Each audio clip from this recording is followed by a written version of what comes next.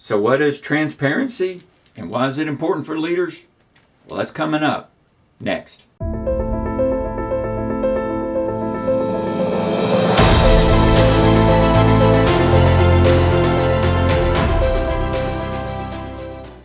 Welcome, leaders, to another episode of Leadership Roll Call. I'm your host, Michael Finley. Today's topic is transparency. When we look at a list of traits that a leader needs, transparency is always listed there. And we usually nod our head like we understand what it means. But do we really? Some people describe transparency as openly sharing information, commitments, goals, and objectives. Others say it's seeking out input from your employees, while still others say that it's consistently behaving in a way that is predictable. No surprises.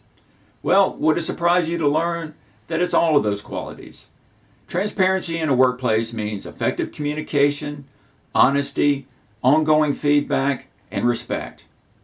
Basically, transparency in a workplace means that a manager and their employees communicate effectively. So why is transparency so important? Well, there's still some old school bosses out there that believe that if they're transparent, that they give up some of their power, their credibility, that they want to keep this information from the employees. That mode of thinking is way outdated.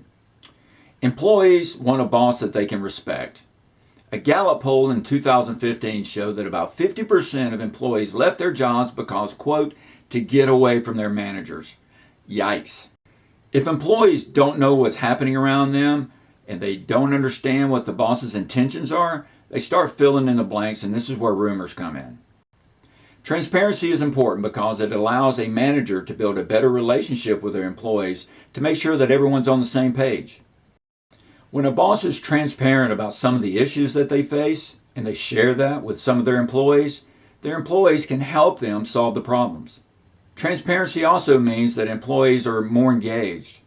A 2013 study from the Harvard Business Review showed that employees were more engaged when senior leaders shared the company strategy with them. So you're saying, okay, I get it, I understand what transparency is, but how do I become transparent? Well, first, it starts with respect. Treating everyone with respect at every level in the organization. Secondly, become candid and honest with everyone you deal with.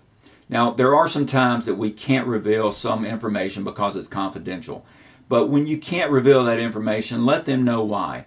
Don't pull the, well, it's on a need-to-know basis and you don't need to know. That is bad. Just tell them, I cannot divulge this information because it's confidential. But be as open and candid and honest as you can.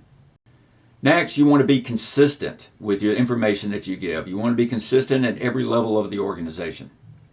You also want to seek input from others, and you need to listen to them as well. You also want to give feedback often. Too many times, a manager waits until the semi-annual performance review before they give feedback. Employees appreciate feedback often. You also want to be accessible. Let your employees know that you're there to support them. And lastly, you want to be yourself. Don't be some image of what you think a big boss should be. Be yourself. Being transparent does not come natural for a lot of us. But if we work hard at it and we're successful, then our employees become more engaged and you become more successful. I hope this topic of transparency was helpful for you. If you have a comment on this topic or any other topic you would like to see, please put a comment below. And also, don't forget to subscribe to our channel. Until next time, be a great leader.